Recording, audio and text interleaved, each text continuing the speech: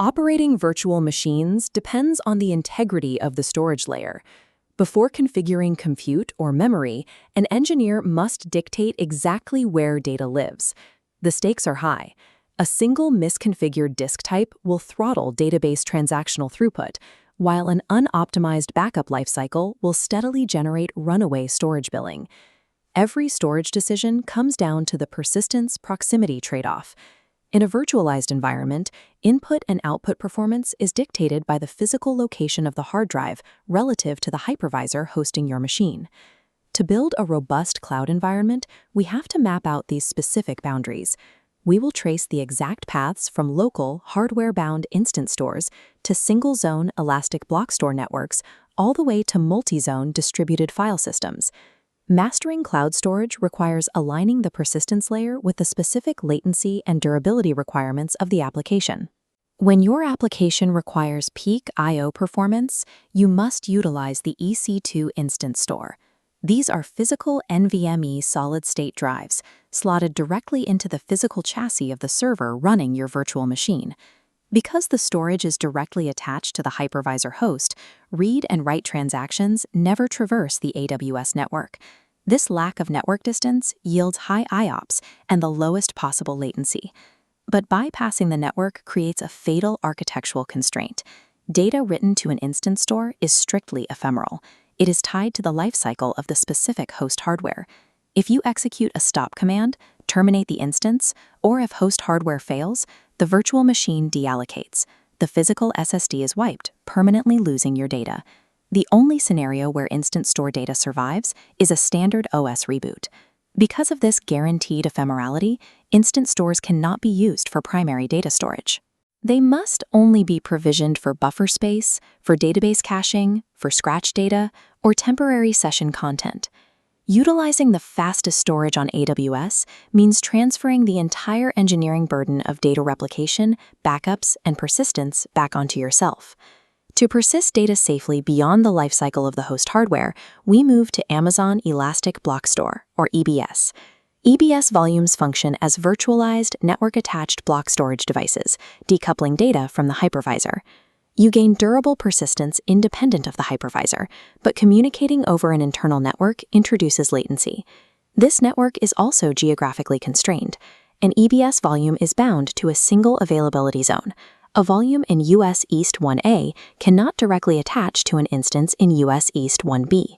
When you provision this network volume, you declare a specific size in gigabytes and a specific performance tier. You are billed for the entire provisioned capacity from that moment forward, regardless of how much active data is actually written to the file system. Engineers manage these volumes using the delete on termination attribute, dictating how block storage behaves when an EC2 instance is destroyed. By default, the root boot volume is automatically deleted upon termination. However, secondary EBS volumes are preserved intact, preventing data loss for databases. EBS decouples data survival from the host hardware, providing reliable persistence. But it replaces hardware risks with rigid spatial limits and strict provisioned billing constraints. To break an EBS volume out of its single availability zone boundary, you have to take an EBS snapshot. Snapshots extract the data from the block storage network and back it up into Amazon S3. These backups are incremental. Only the specific data blocks that have changed since your last snapshot are written to S3, which conserves storage space and reduces backup times. While you can snapshot an active drive, best practice dictates stopping the instance first, ensuring data integrity. Once in S3, snapshots become globally portable. You can copy them across regions and restore them as new EBS volumes in a target availability zone. To manage long-term compliance, you can move older backups into the EBS Snapshot Archive tier. This drops storage costs by 75%, but imposes a 24 to 72-hour retrieval penalty when you need to restore the data. To protect active backups, the Recycle Bin protocol allows you to configure global retention rules, preserving deleted snapshots for up to a year to mitigate accidental deletion commands.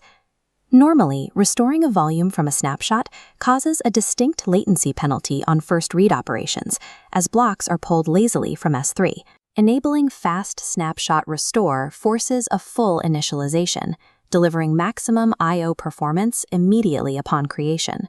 Snapshots represent the core logic used to construct custom Amazon Machine Images, or AMIs. Creating an AMI follows a linear pipeline. You launch an EC2 instance, install your software dependencies, stop the instance to ensure data integrity, and issue the create command. AWS automatically generates an AMI manifest and takes the necessary EBS snapshots, outputting a pre-baked boot template. Snapshots are the fundamental engineering mechanism for migrating state across physical AWS boundaries and deploying identical infrastructure at scale. This matrix compares the 4 solid-state EBS volume types.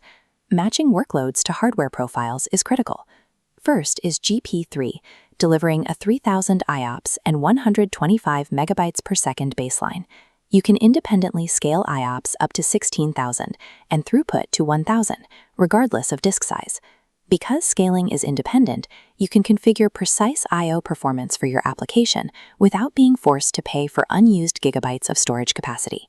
In direct contrast is the legacy GP2 volume type, where performance hardware is mathematically linked to provisioned capacity, delivering exactly 3 IOPS per gigabyte. Hitting the 16,000 IOPS limit forces you to scale a GP2 volume up to 5,334 gigabytes. For mission-critical databases requiring higher consistency, engineers use the IO1 provisioned IOPS tier, supporting up to 64,000 IOPS. The highest performing SSD is IO2 Block Express. It delivers sub-millisecond latency, peak throughput of 4,000 megabytes per second, and a hard ceiling of 256,000 provisioned IOPS. This updated chart shifts our focus to the 2 magnetic hard disk drive tiers, which cannot be used as boot volumes. The ST1 tier is a throughput-optimized HDD. Capped at 500 IOPS and 500 megabytes per second, it is engineered specifically for throughput-heavy sequential workloads, like big data processing and data warehouses. The SC1 tier is cold HDD storage. It offers a maximum of 250 IOPS and 250 megabytes per second. It is optimized for infrequently accessed data, where minimizing storage cost is the primary driver. The margins here are exact. Failing to match data requirements to the precise EBS volume results in either catastrophic transactional throttling or massive wasted capital. Standard EBS volumes maintain a 1-to-1 relationship with EC2 instances, but high availability clustering requires multiple compute nodes to read and write to the same disk simultaneously. EBS multi-attach allows up to 16 EC2 instances to concurrently connect to a single IO1 or IO2 volume within the same availability zone. However, standard file systems like ext4 will irrevocably corrupt your data during concurrent writes. You must implement a cluster-aware file system. When your application requires a shared file system that spans across multiple availability zones, you must use Amazon Elastic File System, or EFS. This is a managed network file system that mounts concurrently to thousands of Linux EC2 instances across an entire region. Because it operates elastically, EFS uses a different billing model. You pay strictly for the exact storage footprint you consume, avoiding provisioned capacity waste. However, this flexibility commands roughly 3 times the baseline cost of a general-purpose EBS volume. At creation, EFS must be configured for your specific workload. You choose between general-purpose mode for latency-sensitive applications like content management systems, or max I/O mode, which trades a slight latency penalty to achieve massive parallel throughput across the cluster. Achieving true regional high availability demands abandoning the rigid latency and spatial limits of block storage in favor of a managed, distributed network file system. We have fully mapped the AWS storage architecture. From physical NVMe drives bound to the hypervisor rack, to AZ-locked elastic block store networks, up through S3 snapshot migrations, and outward to regional EFS clusters. A virtual machine's performance ceiling is dictated by the physical proximity of its persistence layer. You leverage local hardware for maximum ephemeral speed, specify EBS for granular single-zone block performance, and deploy EFS for distributed Linux file sharing. A perfected storage architecture ensures data integrity, but it is ultimately just the static foundation of your cloud environment. With the persistence layer secure, the next engineering challenge requires making the compute layer dynamic. managing purchasing models, executing runtime metrics, and automating public-facing traffic distribution. An optimized and secure storage layer is the mandatory prerequisite. Once the data is safe, the virtual machines are ready to scale.